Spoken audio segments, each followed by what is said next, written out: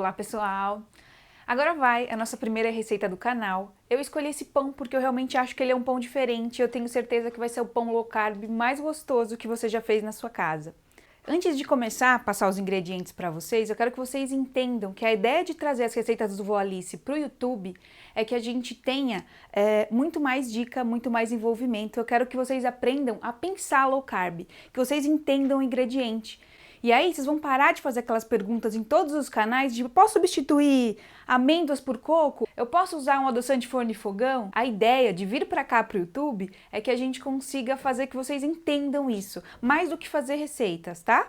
Então esse é o nosso projeto. Aí antes de falar os ingredientes para vocês, eu quero falar de 2 utensílios básicos para a gente fazer qualquer receita low carb.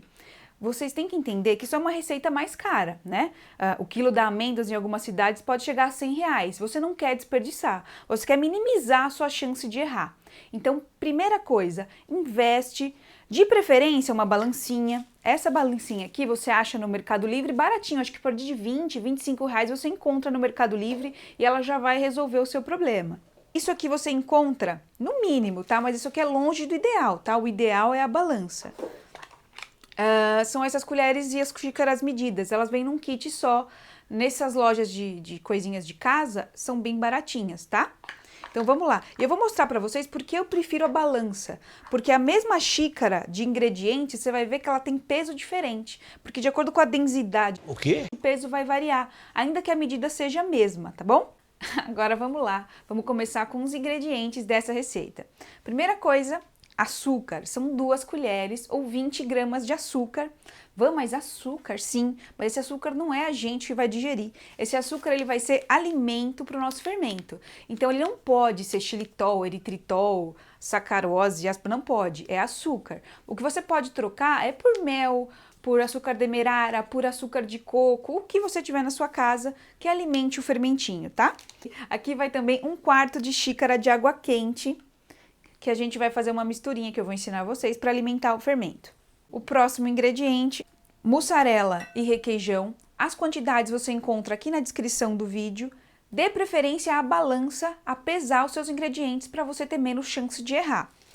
Parmesão, farinha de amêndoas, ricota, ovo, linhaça, psyllium, sal.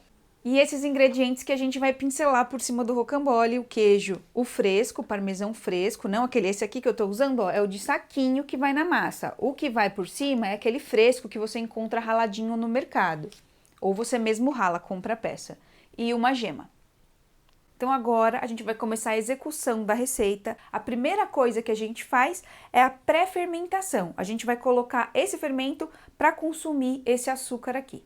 Então agora eu vou começar a execução da receita. Aqui eu tenho açúcar e eu tenho 60 ml de água quente. Mede, não pode errar a quantidade de água. A quantidade de líquido na receita é muito importante, porque é muito difícil a gente conseguir uma massa moldável low carb. Então se você errar a quantidade de água, fizer a olho, a chance de você errar é grande, tá? Então vamos lá, 60 ml de água quente, medida, não é de olho. E aí a gente vem aqui até dissolver esse açúcar, ó. Então, vamos dissolver esse açúcar na água quente.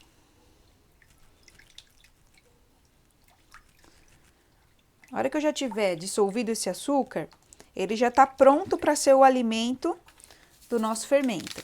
Esse pacotinho é o de fermento biológico seco instantâneo. Ele é um farelinho, tá? Você já encontra ele assim, em pacotinhos de 10 gramas. E agora é importante que ele dissolva aqui, tá? Você tem que fazer um leitinho aqui, um leitinho de fermento. Vai mexendo aqui alguns minutinhos, até ele dissolver e ficar um leitinho. Isso aqui agora vai descansar e começar a fermentar enquanto a gente faz as outras partes da receita, tá? Isso vai entrar mais pra frente na nossa receita. Deixa ele quietinho. Agora vamos lá, fase 2 da nossa receita. A gente vai pegar a mussarela com o requeijão e colocar no micro-ondas de 30 em 30 segundos, até que eu tenha isso aqui todo derretido. Aqui foram 2 ciclos de 30 segundos, da mussarela com o requeijão, e ele tá assim, ó, derretidinho. Agora a gente vai usar o processador. Van, eu não tenho processador, posso fazer de outro jeito? Não sei. Gente, vocês vão ouvir um barulho, vocês vão ver umas perninhas. É que eu tenho uma ajudante que quis aparecer, eu não consegui tirar ela do vídeo. Já já ela vem me ajudar, que ela tem um recado muito importante para falar para vocês, daqui a pouco, inclusive. Então vamos lá. Eu nunca fiz sem usar o processador. E eu acredito que não dê para fazer sem. No liquidificador acho que vai ficar bem difícil você conseguir triturar, porque essa massa vai ficar pesada. Então vamos lá, eu tenho a ricota aqui, 2 ovos.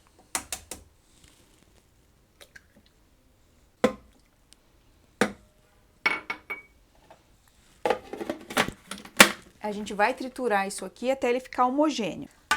Agora vocês vão entender por que o processador é importante. Ele ajuda essa mussarela incorporar aqui, ó. Não entendo como a gente conseguiria fazer isso manualmente. Ó. Ela fica bem peguentinha. Lembra que eu comentei com vocês, quem me viu no Instagram, que ele era um pãozinho trabalhoso? São esses processos aqui que dão um pouquinho de trabalho. Agora vamos processar de novo. Isso aqui tem que se tornar uma massa só. Dessa vez não aconteceu, mas eu vou contar para vocês o que aconteceu a primeira vez que eu fiz o pão, porque se acontecer na sua casa você vai saber. Eu acho que de acordo com o tipo da mussarela que você estiver usando, quando você colocar ela derretida aqui e começar a processar, a mussarela dá uma... Ó, aqui enroscou bem pouquinho, ó, ela enrosca um pouquinho aqui, ó, em volta. Ela vai começar a endurecer e enroscar. Então, nesse momento, você tira ela aqui com a mão e volta, processa mais um pouco. Não tem problema, tá? Ela vai demorar um pouquinho mais para ficar uniforme, mas ela vai chegar lá. Agora a gente vai começar a adicionar todos os nossos outros ingredientes secos. Vamos colocar meia xícara de parmesão ralado. Vou abrir para não derramar. Incorporei o parmesão e coloco uma xícara de farinha de amêndoas.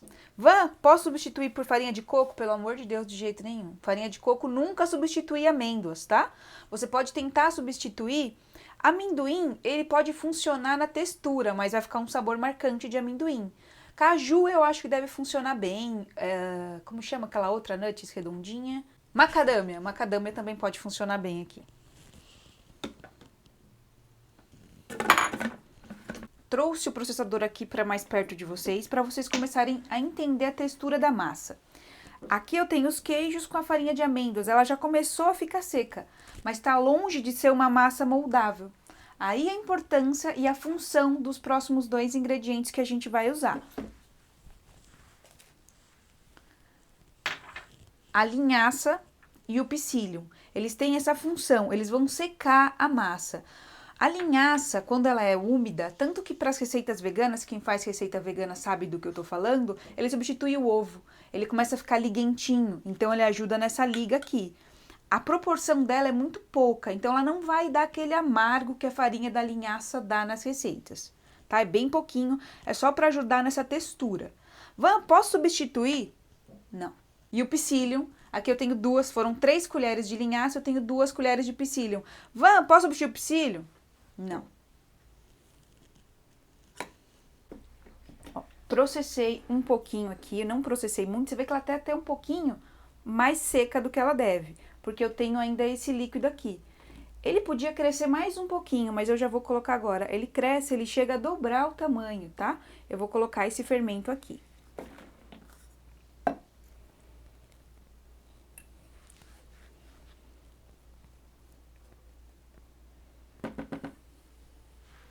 Já vou colocar também uma pitadinha de sal. Não muito, tá? Pouquinho, porque os queijos aqui já são salgados. Só um pouquinho, uma pitadinha mesmo. Ó, fica uma massa bem melequentinha. E faltou um ingrediente que eu esqueci de comentar na primeira parte, que é o fermento químico. Eu até acredito que a massa funcione sem o fermento químico, mas eu por segurança prefiro adicionar. É uma colher de sopa. Vocês sabem que esse aqui, o da Royal, uma tampinha equivale a uma colher de sopa. Eu vou botar uma tampinha aqui.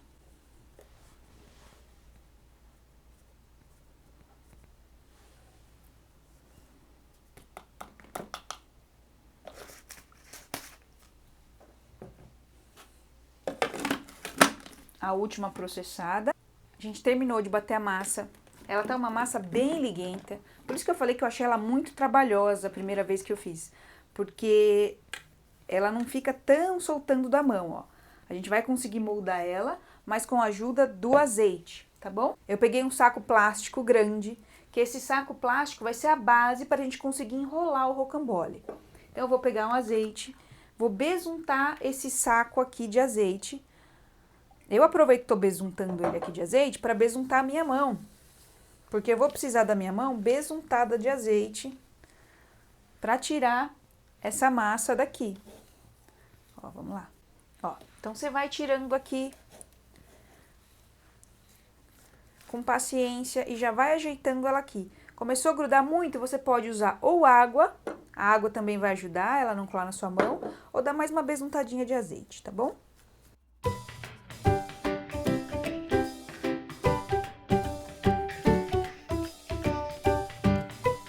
Ó, gente, uma opção ao azeite, que às vezes é até mais eficaz, é deixar um potinho desse com água, ó, tá vendo? Faz bastante meleca, mas com a mão um pouquinho úmida assim, ó, a massa não vai colar na sua mão, tá? Então, vamos lá, com a mão um pouquinho úmida, a gente vai abrindo aqui.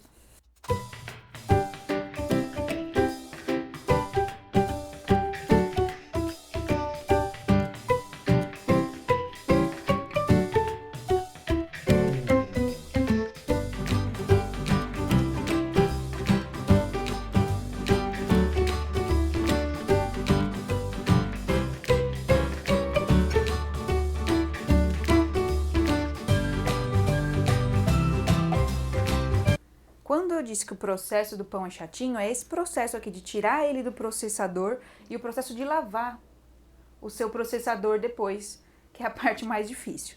Agora a gente vai rechear. Van, com o que eu posso rechear? Eu acho que deve funcionar super bem com atum e cream cheese ou atum e mussarela. A minha ideia inicial era fazer ela com calabresa, dar uma refogada na calabresa com cebola e colocar aqui. O que eu não aconselho é colocar alimento, por exemplo, como o tomate fresco. O tomate seco talvez funcione, porque o tomate fresco ele vai soltar água no forno e eu não sei como essa massa que é bem sensível, a gente tem que lembrar que essa aqui é uma massa sem glúten e eu não sei como ela vai se comportar com a umidade que o tomate vai soltar. Eu vou usar o presunto e o queijo mussarela para rechear. Van, eu não como esse presunto é processado, ok, não tem problema, você pode usar o presunto de Parma, você usa o que você quiser, tá? Ele não é uma opção mais saudável? Não é, mas ele segue sendo low carb e você consumir eventualmente não vai te prejudicar em nada.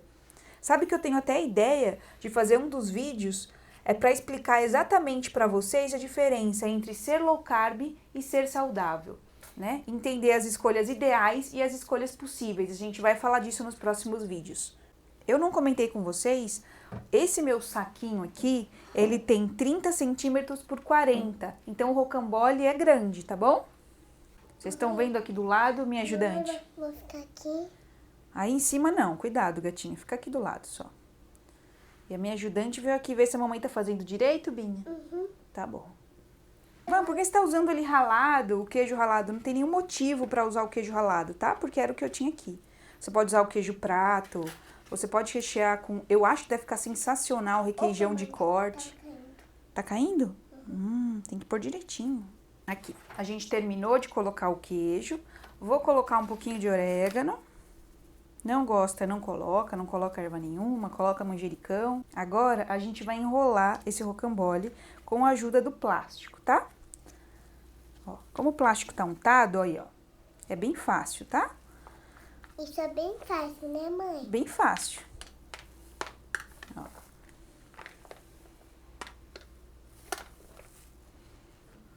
Aí, gente. Agora, com a ajuda das mãos, você fecha ele aqui, ó.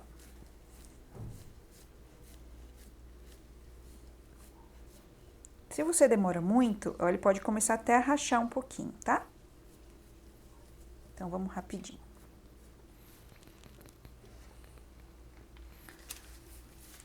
Vou levar ele para assar. Eu gosto de usar, se você tiver uma forma que você quiser passar untar um pouquinho de azeite, mas como tem queijo aqui dentro, o queijo pode vazar, eu gosto sempre, por preguiça total de ficar lavando forma, de colocar um papel manteiga, tá? Ó, ele não é tão sensível, você vê que você transporta ele sem grande problema. Olha como ele ficou, tá bem bonito. Agora a gente vai pincelar com o ovo e colocar o parmesão sem desidratar. Quando a gente quer um parmesão que faça uma crostinha, é o parmesão sem desidratar, tá bom? Aqui a coisa é meio bruta, não usei pincelzinho, só estourei a geminha aqui com a mão e tô aqui besuntando ele inteiro com gema. Nessa hora, se tiver alguma rachadurinha, alguma coisinha, você faz o retoque, tá bom? Agora vamos colocar aqui o parmesão sem desidratar.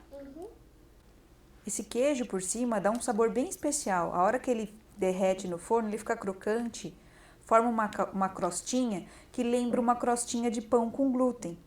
Então, colocar esse parmesão direitinho aqui pra gente fazer essa crostinha, dá um sabor bem especial. E a consistência também, viu? Consistência ajuda bastante.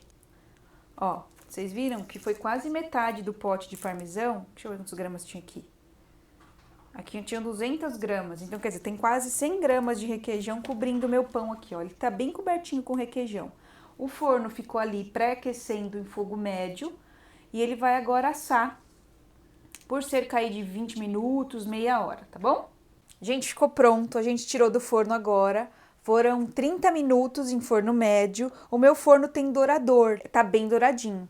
Vou cortar eles aqui pra vocês. Mãe, nossa, ficou bem bonito. Nossa, que cheiro bom, minha boca encheu de água. Agora a gente vai comer pra ver se tá gostoso, né, Bia? Vou comer um pedacinho. Aqui, ó. Olha que delícia. Ô, mãe, eu quero comer.